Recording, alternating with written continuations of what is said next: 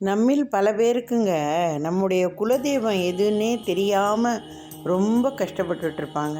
அந்த மாதிரி உள்ளவங்களுக்கு சீக்கிரமாக எளிதாக நம்முடைய குலதெய்வம் எதுன்னு கண்டுபிடிக்கிறதுக்கு ஒரு வழி சொல்லி கொடுக்குறேங்க. உங்கள் பூஜை அறையில் ராத்திரியில் உட்காந்து நல்லா மூச்சை இழுத்து விட்டுட்டு ஒரு 27 தடவைங்க, என் குலதெய்வமே நீ யாருன்னே எனக்கு தெரியவே இல்லை, உன்னை நம்பிக்கையோடு மனமுருக வேண்டி அழைக்கிற, நீ எங்கே இருந்தாலும் எனக்கு அருள் புரியணும் அப்படின்னு சொல்லி தினமும் வழிபட்டுட்டே வாங்க.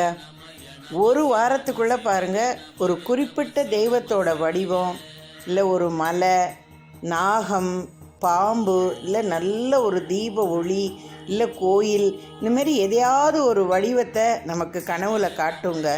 அதுலேருந்தே நம்ம குலதெய்வம் எதுன்னு கண்டுபிடிச்சிடலாம்.